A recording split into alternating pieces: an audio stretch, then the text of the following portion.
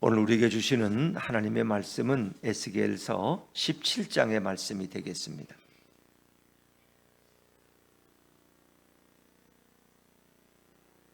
에스겔서 17장 1절부터 24절까지 좀 길지만 다 연결되었기 때문에 중간에 끝낼 수가 없어요. 그래서 여러분들이 이해하시고 앞부분은 비유가 나오고 또 그 다음은 비유에 대한 해석이 나오기 때문에 따로 나눠서 설교하기가 어려워요. 그래서 이어서 읽으니까 그렇게 하시고 1절부터 24절까지 한 절씩 교독하십니다. 여호와의 말씀이 내게 임하여 이르시되 인자야 너는 이스라엘 족속에게 수수께끼와 비유를 말하라. 여호와께서 이같이 말씀하여 이르시되 색깔이 화려하고 날개가 크고 깃이 길고 털이 숱한 큰 독수리가 레바논에 이르러 백향목 높은 가지를 꺾되 그 연한 가지 끝을 꺾어 가지고 장사하는 땅에 이르러 상인의 성읍에 두고 또 그 땅의 종자를 꺾어 옥토에 심되 수양보들 가지처럼 큰 물가에 심더니 그것이 자라며 퍼져서 높지 아니한 포도나무 곧 굵은 가지와 가는 가지가 난 포도나무가 되어 그 가지는 독수리를 향하였고 그 뿌리는 독수리 아래에 있었더라. 또 날개가 크고 털이 많은 큰 독수리 하나가 있었는데 그 포도나무가 이 독수리에게 물을 받으려고 그 심어진 두둑에서 그를 향하여 뿌리가 뻗고 가지가 퍼졌도다.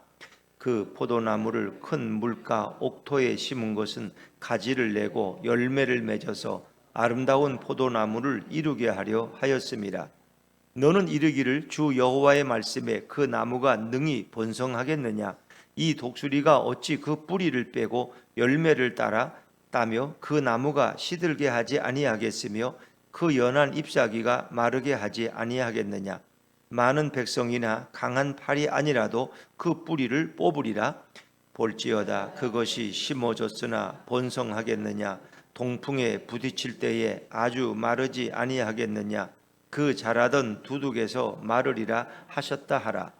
여호와의 말씀이 또 내게 임하여 이르시되 너는 반역하는 족속에게 묻기를 너희가 이 비유를 깨닫지 못하겠느냐 하고 그들에게 말하기를 바벨론 왕이 예루살렘에 이르러 왕과 고관을 사로잡아 바벨론 자기에게로 끌어가고 그 왕족 중에서 하나를 택하여 언약을 세우고 그에게 맹세하게 하고 또 그 땅에 능한 자들을 옮겨간다니 이는 나라를 낮추어 스스로 서지 못하고 그 언약을 지켜야 능히 서게 하려 하였음이거늘 그가 사절을 애굽에 보내 말과 군대를 구함으로 바벨론 왕을 배반하였으니 형통하겠느냐?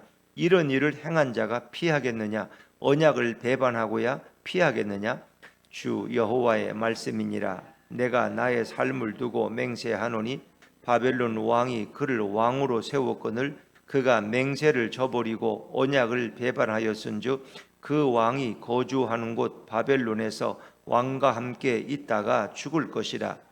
대적이 토성을 쌓고 사다리를 세우고 많은 사람을 멸절하려 할 때에 바로가 그 큰 군대와 많은 무리로도 그 전쟁에 그를 도와주지 못하리라. 그가 이미 손을 내밀어 언약하였거늘 맹세를 업신여겨 언약을 배반하고 이 모든 일을 행하였으니 피하지 못하리라.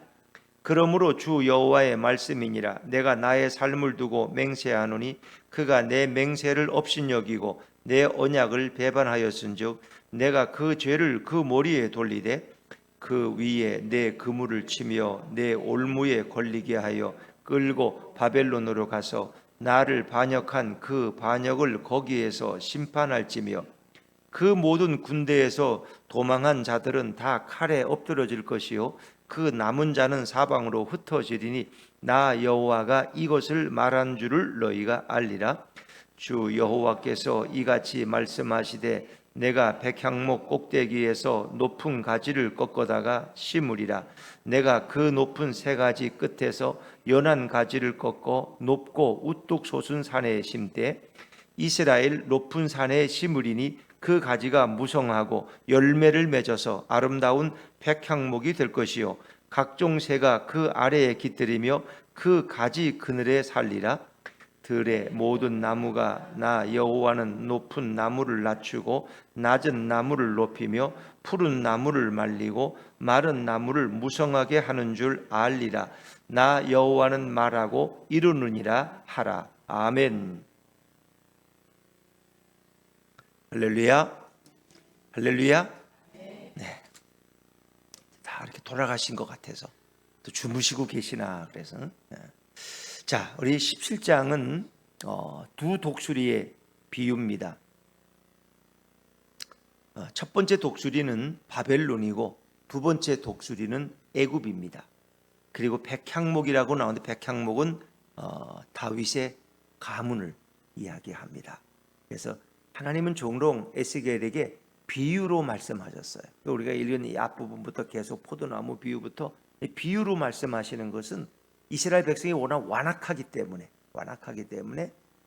그들이 좀 관심을 끌려고, 그리고 좀 그들이 그 진리를 좀 깊이 묵상하게 하려고 예수님이 이 땅에 오셔서 많은 경우 비유로 말씀하셨어요. 비유로. 또 어떤 비유는 어려워서 잘 깨닫지 못할 때가 있어요. 그래서 하나님은 아무에게나 깨닫게 하는 게 아니다. 오히려 너희는 그 비유의 말씀에 걸려 넘어질 수 있다는 것입니다. 자, 오늘 이 비유의 의미가 뭘까? 우리 1절, 2절 말씀을 좀 다시 시작해 봅니다. 1절과 2절입니다. 시작. 여호와의 말씀이 내게 임하여 이르시되 인자야 너는 이스라엘 족속에게 수수께끼와 비유를 말하라. 하나님은 참 재미있는 분이에요. 근데 아무 생각 없이 읽는 사람은 이 비유가 뭔지 잘 몰라요. 그러니까 진리에 대한 바로 관심을 가져야 돼요. 어떤 호기심이나 성경을 비판할 목적으로 이렇게 그냥 지식을 쌓으려고 있는 사람들은 잘 깨닫지를 못해요. 그러나 성령께서 그에게 깨달음을 주시고 은혜를 주실 때 그 말씀의 의미를 깨닫는 거예요. 자, 이제 3절 말씀이 중요한데 3절을 잘 천천히 읽어보시죠. 시작. 여호와께서 이같이 말씀하여 이르시되 색깔이 화려하고 날개가 크고 깃이 길고 털이 숱한 큰 독수리가 레바논에 이르려 백향목 높은 가지를 꺾되 그랬습니다. 여기 보니까 한 독수리가 등장하는데 그 독수리의 모습이 색깔이 화려해요. 날개가 크고 깃이 길고 털이 아주 숱해. 아주 이렇게 털이 많아. 이런 큰 독수리는 그 당시에 강대국인 바벨론을 가리켜. 바벨론. 근데 바벨론이 어디에 이르렀어요? 레바논. 레바논은 이스라엘 북방에 있는 산악지대야. 이건 이스라엘 가리키는 거예요. 레바논. 레바논에 뭐 백향목 많이 나오죠. 레바논에 이르려 백향목 높은 가지를 꺾되. 이 백향목이라고 하는 것은 다윗의 왕가를 가리키는 거예요. 다윗의 왕가. 백향목 높은 가지를 꺾었어. 그 높이 있는 가지를 꺾었어. 도대체 이 가지가 누군가? 근데 4절에 보니까 그 높은 가지를 연한 가지라고 설명해요. 연한 가지. 연한 가지 끝을 꺾어 가지고. 그러니까 이어서 읽어야 되겠죠. 자, 4절입니다. 4절 시작. 그 연한 가지 끝을 꺾어 가지고 장사하는 땅에 이르러 상인의 성읍에 두고. 3절과 4절을 붙여서 읽으면은 이제 바벨론이 이스라엘을 공격했는데 거기서 이제 왕조를 세웠는데 자기들의 통치를 잘 받을 왕조를 세웠는데 그게 이제 처음에 여호야김이었어요. 여호야김. 근데 여호야김이 자꾸 바벨론에 대항을 하니까 이제 그 다음에는 다시 여호야긴이라는 그 여호야김의 아들을 세웠어요. 근데 이 아들이 또 문제를 일으켜. 아들이.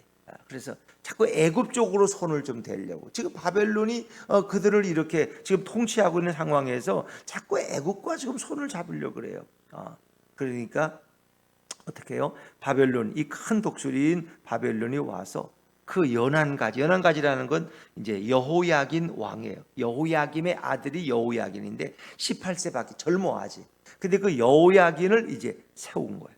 그걸 세워놨는데 그 여호야긴도 자꾸 이렇게 바벨론을 떠나고 등지고 애굽을 의지하려고 하니까 결국 그를 꺾어갔어요. 꺾어가지고 어디로 가요? 장사하는 땅에 이르러 상인의 성읍에 두고 그 여호야긴을 어디로 데려갔느냐? 바벨론으로 데려갔다는 거예요. 상인의 성읍이 바벨론을 가리켜. 이게 이제 역사적으로 보면 2차 포로예요. BC 597년 여호야긴이 결국 바벨론의 침공을 받고 패해가지고 포로가 돼서 바벨론으로 끌려가. 이 2차 포로예요. BC 597년. 자, 그리고 나서는 이제 여호야긴 다음에 세워진 왕이 시드기야야. 근데 시드기야는 여호야긴의 숙부야, 숙부. 근데 숙부를 세워요. 그것이 이제 그 말씀이 오늘 이 비유에서 5절 말씀이에요. 5절. 자, 5절을 한번 읽어보죠. 5절 시작. 또 그 땅에 종자를 꺾어 옥토에 심되 수양보들 가지처럼 큰 물가에 심더니, 그 땅에 종자를 꺾어서 옥토에 심었다. 근데 그것은 이제 시드기야를 세우는 거예요. 시드기야를. 그리고 큰 물가라는 건 가나안, 이제 이스라엘을 얘기해요. 이스라엘의 왕으로 여호야긴 다음에 시드기야를, 그 숙부를, 작은 아버지를 세웠다는 거예요. 그래서 이제 나름대로 시드기야는 이제 마지막 왕으로서 이렇게 이제 통치하게 되죠. 근데 어느 정도 좀 안정이 됐어요. 그리고 바벨론이 보호자가 되고 통치자가 되는 거죠. 그리고 이제 그 아래에서 그가 이스라엘을 다스리는 왕이 됐어요. 예루살렘을. 자, 6절 말씀입니다. 6절 시작. 그것이 자라며 퍼져서 높지 아니한 포도나무 곧 굵은 가지와 가는 가지가 난 포도나무가 되어 그 가지는 독수리를 향하였고 그 뿌리는 독수리 아래에 있었더라. 그러니까 여기서는 이 포도나무로 비유되고 있는 것이 시드기야 왕을 가리키는 거예요. 그래서 그 종자를, 땅의 종자를 꺾어서 옥토에, 이걸 뭐라 그러죠? 종자를 꺾어서 옥토에, 다른 땅에 심는 걸 삽목이라 그래요. 삽목. 꺾어 심는다고 그래요. 나무에 좋은 가지를 쳐서 다시 이렇게 땅에 심는 거 삽목. 그러니까 시드기야에 대해서는 뭐 연한 가지도 아니고 그냥 그 종자 하나를 꺾어서 그냥 심은 거야. 좀 시원치가 않아. 그러나 이런 사람이래야 우리 말을 잘 듣고 잘 따를 거 아니에요. 그런데 하여튼 나름대로 또 나라가 좀 안정됐어요. 바벨론 통치하에서. 이미 2차 포로로 여호야긴은 끌려갔고 아직 3차 포로 끌려가기 전 얘기야 지금. 2차 포로 때 에스겔을 끌려갔고 에스겔은 지금 바벨론에서 이것을 받아서 쓰고 있는 거예요. 자, 6절에 보니까 그것이 자라서, 포도나무가 자라고 퍼져서 높지 아니한 포도나무 곧 굵은 가지 가는 가지가 생기고, 그리고 포도나무가 되어서 그 가지는 독수리를 향했고 뿌리는 독수리 아래에 있다는 것은 바벨론의 통치하에 있었다는 거예요. 느부갓네살의 통치를 언제까지는 잘 따르고 있었어요. 거기까지는 문제가 없었어. 문제가 없었어. 그런데 이제 문제가 생겨 곧. 거기 또 두 번째 독수리가 등장하면서 이제 문제가 생기. 자, 7절입니다. 7절 시작. 또 날개가 크고 털이 많은 큰 독수리 하나가 있었는데 그 포도나무가 이 독수리에게 물을 받으려고 그 심어진 두둑에서 그를 향하여 뿌리가 뻗고 가지가 퍼졌도다. 이 두 번째 독수리가 등장해요. 근데 이 독수리도 날개가 크고 털이 많아. 이것은 나라가 강대국이라는 거예요. 이거 누구를 가리켜요? 애굽을 의미하는 거예요. 잘 아시네. 애굽이 이제 애굽도 그냥 강대국이었으니까. 그래서 이 시드기야는 바벨론은 미우니까 어떻게든 애굽하고 좀 손을 잡으려고. 그래서 이 포도나무가 이 독수리, 애굽이라는 독수리에게 좀 물을 받으려고, 좀 뭔가 지원을 받고 공급받으려고 그 심어진 두둑에서 그를 향하여 뿌리가 뻗고, 이제 뿌리가 바벨론 쪽이 아니라 애굽 쪽으로, 에집트 쪽으로 뿌리를 뻗은 거야. 거기서 뭐 좀 지원을 받으려고. 이런 심리가 있죠, 사람들이. 근데 이제 에레미야나 에스겔의 예언의 공통점은 누구를 의지하지 말라는 거예요? 애굽을 의지하지 마. 이 역사 속에 계속 애굽의 말과 병거를 의지하지 말라. 그들은 너희를 도와주셔. 그들은 너희를 괴롭히던 민족이야. 너희 조상들이 애굽에서 얼마 동안 종살이 하지 않았느냐 말. 계속 강조하는데 그걸 잊어버려. 역시 애굽이지 이러는 거. 역시 애굽이지. 뭐 그런 역시 돈이 최고지. 뭐 이런 거야. 툭하면 애굽이야 그냥. 근데 하나님은 그걸 너무 싫어하셔. 그리고 지금은 너희의 죄악과 우상숭배 때문에 바벨론의 통치를 받으니까 그냥 바벨론에게 종속되어 있으라는 거야. 그게 너희 살 길이라는 거야 지금은. 왜? 너희가 벌을 받아야 되니까. 근데 자꾸 바벨론에서 벗어나고 싶어 하는 거야. 벗어나려고 할 때마다 점점 옥죄게 들어오고 더 핍박이 심해지는 거예요. 이런 상황. 그러니까 시드기야마저 다시 또 애굽을 의지해서 문제를 일으켜요. 이렇게 하니까 이게 이제 좋은 결과가 안 오죠. 자, 그런 상황에 8절로 넘어갑니다. 8절 시작. 그 포도나무를 큰 물가 옥토에 심은 것은 가지를 내고 열매를 맺어서 아름다운 포도나무를 이루게 하였습니다. 이 시드기야를 왕으로 세워서 포도나무인 시드기야를, 그래서 바벨론으로부터 물을 공급받고 그래서 좀 나라를 잘 일으키기를 원했는데 결국 그가 그러지를 못했어요. 그러지를 못했어요. 그러니까 바벨론이 이제 애굽에게 자꾸 시드기야가 이스라엘이 의지하니까 바벨론이 이미 그걸 알고 여기에 대해서 이제 문제를 제기하게 되죠. 그래서 어찌 보면 이것은 애굽을 의지하는 그들을 지금 조금 비판적으로 보는 그런 성경이라고 읽으시면 되고, 자 이제 그래서 그들이 어떤 일을 당하게 되는지 보세요. 9절입니다. 9절 시작. 너는 이르기를 주 여호와의 말씀에 그 나무가 능히 번성하겠느냐? 이 독수리가 어찌 그 뿌리를 빼고 열매를 따며 그 나무가 시들게 하지 아니하겠으며 그 연한 잎사귀가 마르게 하지 아니하겠느냐? 많은 백성이나 강한 팔이 아니라도 그 뿌리를 뽑으리라. 아멘.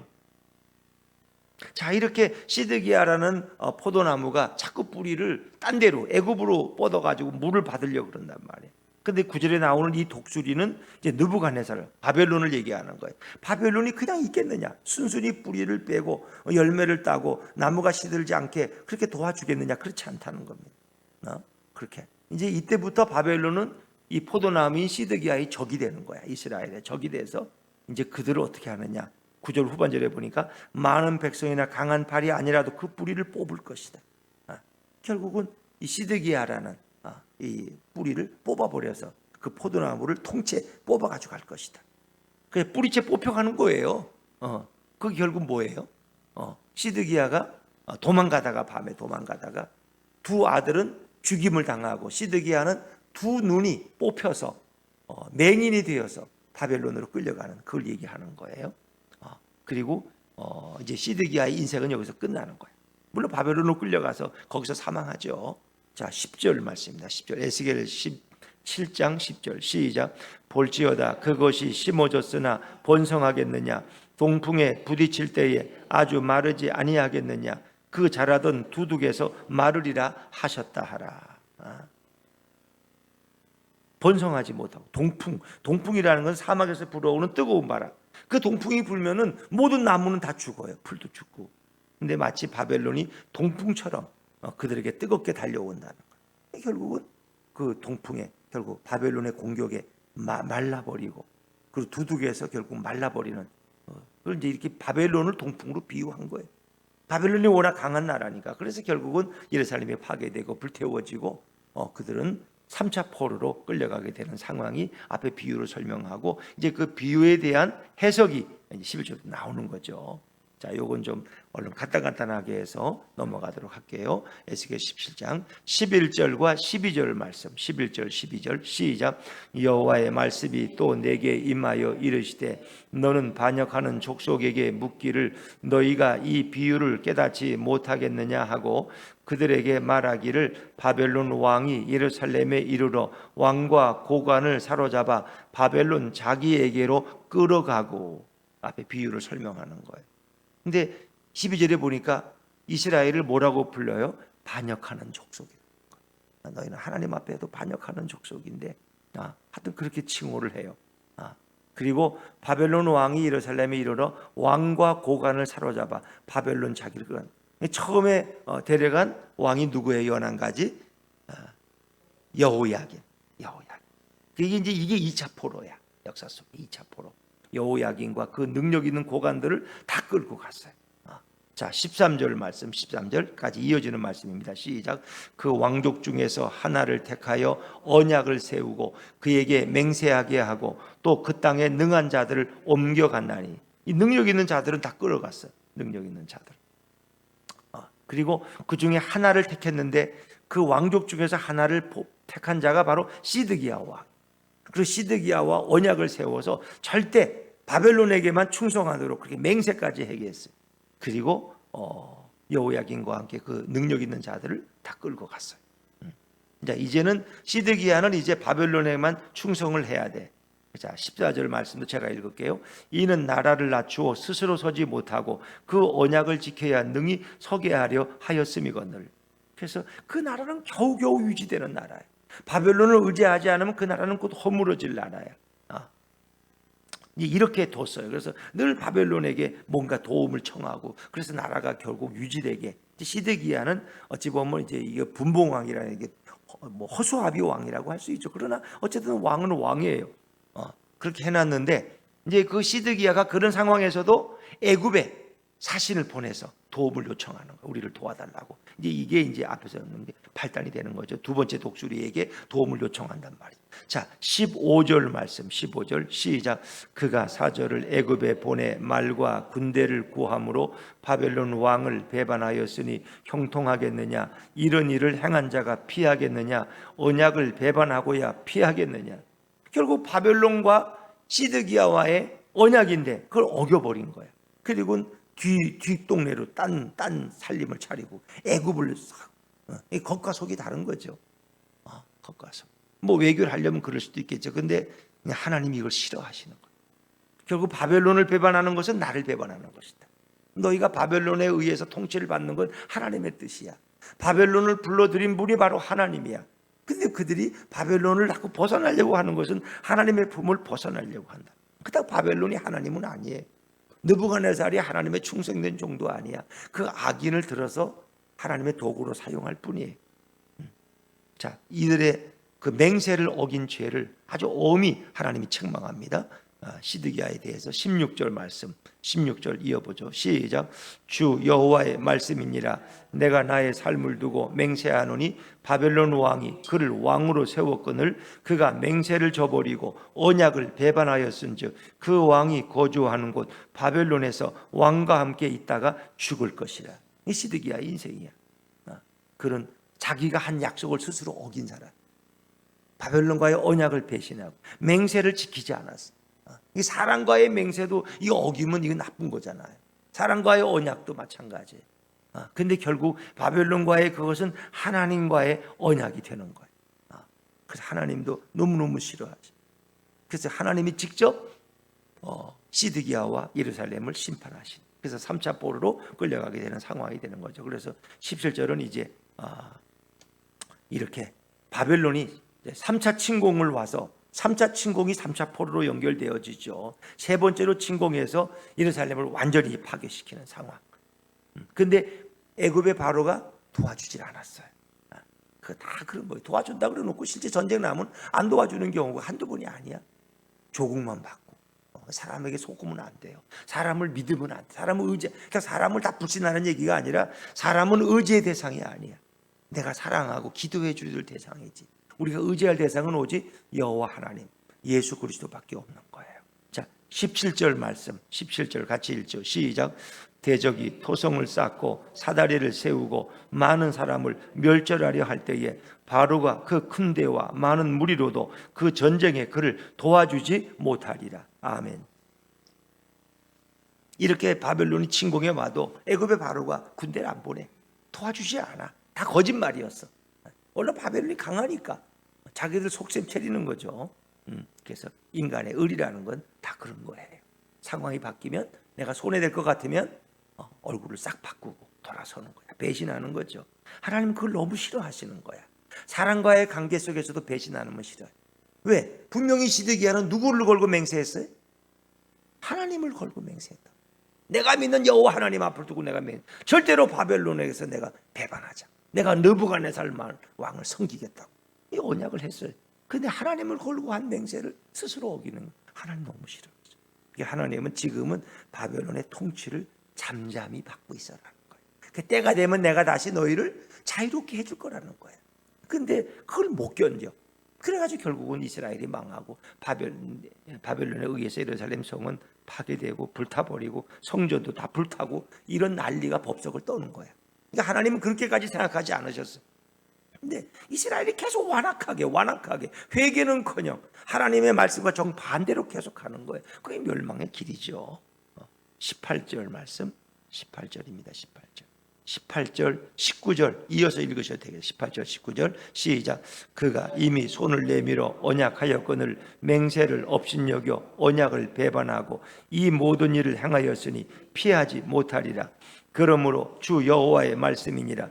내가 나의 삶을 두고 맹세하노니 그가 내 맹세를 업신여기고 내 언약을 배반하였은즉 내가 그 죄를 그 머리에 돌리되. 그 맹세와 언약은 하나님 앞에 한 맹세라는 거예요. 결국은 하나님 앞에 한 맹세와 언약을 배반했어. 사람이 자꾸 배반하는 거 이건 좋은 게 아니죠. 결국 그런 사람이 하나님도 배반하는 거예요. 그 죄를 그 머리에 돌린다는 거예요. 그리고 하나님이 직접 예루살렘을 포위해서 공격하신다는 거예요. 20절 말씀 제가 읽을게요. 그 위에 내 그물, 누구의 그물이야? 내 그물, 하나님의 그물이야. 내 올무, 하나님의 올무에 걸리게 해서 예루살렘을 시드기야를 끌고 바벨론으로 가서 나를 반역한 그 반역을 거기에서 심판할지며, 결국 시드기야는 바벨론까지 끌려가서 두 눈 뽑혀가지고 가서 심판받아요. 그리고 그 죄 없는 백성들도 죄가 있지 왜 없겠어, 일부의 무리들도 3차 포로로 끌려가게 되는 거예요. 그리고 그 예루살렘 성이 망할 때 도망한 자들도 결국은 다 비참하게 돼. 21절 제가 읽을게요. 그 모든 군대에서 도망한 자들은 다 칼에 엎드러질 것이요 그 남은 자는 사방으로 흩어지리니 나 여호와가 이것을 말한 줄을 너희가 알리라. 그러니까 하나님은 당신이 말씀하신 건 반드시 이루신다는 거예요. 하나님의 말을 경호히 우습게 여기지 말라.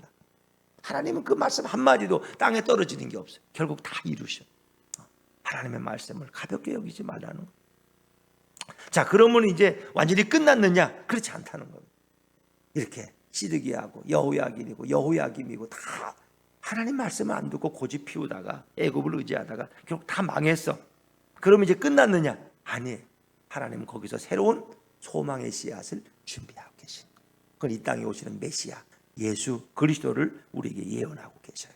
그분이 오셔서 이루실 새로운 나라에 대해서 성경은 아주 너무 분명하고 확실하게 설명하고 있어요. 자, 이제 22절부터 24절까지인데 22절을 먼저 읽어볼게요. 22절입니다. 시작. 주 여호와께서 이같이 말씀하시되 내가 백향목 꼭대기에서 높은 가지를 꺾어다가 심으리라. 내가 그 높은 세 가지 끝에서 연한 가지를 꺾어 높고 우뚝 솟은 산에 심되. 그 백향목은 다윗의 왕가를 백향목이 나무 중에서 가장 아름다운 나무고 냄새가 좋고 제목이 좋잖아요. 거기서 높은 가지를 꺾어다가 심는다. 새로. 근데 그 가지는 세 가지 끝에서 아주 연한 가지를, 아주 새순이야. 새순. 이 연한 가지라는 건 이 땅에 오시는 예수님은 겸손하시고 온유하시고 그렇다는 거예요. 그분은 때묻지 않은, 죄가 없이고 무죄하신 분이야. 그 연한 가지를 꺾어서 높고 우뚝, 앞에서 연한 가지는 여호야긴으로 표현됐지만 여기서는 메시아 그리스도로 표현되는 거예요. 이걸 이해하셔야 돼요. 백향목은 다윗의 왕과가 마찬가지. 그 우뚝 솟은 산에 심되. 우뚝 솟은 높은 산은 어디예요? 예루살렘. 그래서 23절에 이스라엘 높은 산에 심다. 예루살렘에 심는다. 그러니까 결국 예수님이 결국은 이스라엘에서 태어나서 예루살렘에 주로 많은 사역을 하시죠. 그래서 이스라엘 땅에 메시아 그리스도를 내가 심는다는 거예요. 마치 시드기야를 심었던 것처럼 하나님도 세 가지를 심는데 그분이 이 땅에 오시는 우리의 영원한 왕, 우리를 실망시키지 아니하시는 우리의 영원한 왕 되신 메시아 그리스도를 설명하는 거예요. 23절 말씀 같이 읽죠. 23절 시작. 이스라엘 높은 산에 심으리니 그 가지가 무성하고 열매를 맺어서 아름다운 백향목이 될 것이요 각종 새가 그 아래에 깃들이며 그 가지 그늘에 살리라. 아멘. 그 가지가 아주 무성해. 열매가 얼마나 아름다운지 마치 시편 1편에 나오는 시냇가에 심은 나무같이 열매가 그냥 풍성해. 각종 새가 그 아래 깃들여 그 가지 그늘에 살려. 그러니까 예수님 비유 속에 겨자씨를 갖다가 심었더니 그 나무가 커서 새들이 시달리는 것처럼 그 예수님이라는 분의 중심으로 해서 많은 영혼들이 몰려들어서 안식을 얻고 구원을 받고 생명을 얻고 열방이 다 그분에게로 모여드는 거예요. 그분의 그 생명의 말씀을 들으려고 그걸 가리키는 거예요. 그분이 이루실 그 나라에 우리 모두는 참여하게 될 줄로 믿습니다. 그 새하늘과 새 땅 천국을 이제 이루는 거야. 그런데 그분의 그 권위는 높은 분이 아니야. 24절을 같이 한번 읽어보죠. 24절 시작. 들의 모든 나무가 나 여호와는 높은 나무를 낮추고 낮은 나무를 높이며 푸른 나무를 말리고 마른 나무를 무성하게 하는 줄 알리라. 나 여호와는 말하고 이루느니라 하라. 그분은 권세와 능력이 있으셔. 그 들의 모든 나무가 이 백향목은 우러러 보게 돼 있어. 왜? 나 여호와는 높은 나무는 낮추고 낮은 나무를 높이고. 그러니까 스스로 교만한 자들은 낮추시고 스스로 겸손한 자들은 높이신단 말이에요. 이게 하나님의 특성이라는 거 아세요? 하나님은 모든 자를 새롭게 하실 수 있어요. 그래서 우리가 이제 자주 읽는 사무엘상 2장에 보면 그 한나가 사무엘을 잉태하고 낳을 때 하나님 그런 말씀했어요. 여호와는 어떤 분이냐? 생명을 만드시는 분이야. 높이 있는 자를 낮추시고 낮은 자를 높이시고 거름더미에서 그를 일으키시고 한 나라를 흥왕케도 하시고 쇠하게도 하시는 그 권세와 능력을 가지신 분이 바로 여호와 하나님. 그분이 바로 예수 그리스도. 그래서 이 땅에 오시는 그분은 높은 나무는 낮추고 낮은 나무는 높일 것이다. 또 푸른 나무는 말리고 너무 풀어가지고 교만하고 이러면 말려버려. 마른 나무 되면 죽는 거죠. 또 마른 나무는 무성하게 이렇게 꽃피게 하신다는 거예요. 이 모든 것을 좌지우지할 수 있는 분이 우리 예수님이고 여호와 하나님이라. 우리는 그 하나님 앞에서 어떤 모습으로 서야 될 것이냐. 그래서 마지막에 24절 마지막 절은 나 여호와는 말하고 이루느니라. 내가 말한 것은 땅에 떨어지지 않고 다 이루어진다. 다 성취하신다는 거예요. 그래서 그들의 절망이 아니라 결국은 그들에게 새로운 소망의 씨앗을 주시는 거예요. 이 땅에 오시는 메시아 예수 그리스도가 큰 백향목 나무가 되고 새들이 거기 와서 깃들이고 수많은 헐벗은 영혼들이 거기 와서 위로를 받고, 그렇죠? 새로운 나라를 이루시고, 그리고 교만한 자는 꺾으시고 겸손한 자는 일으키시는 그 나라를 이루신다. 할렐루야. 오늘도 그 좋으신 주님을 찬양하시고 우리 예수님과 함께 걸어가고 예수님께 분별력을 구해서 이 땅에서 정말 주님이 기뻐하는 성도의 삶을 살아가는 우리 모두가 되시기를 주의 이름으로 축원합니다.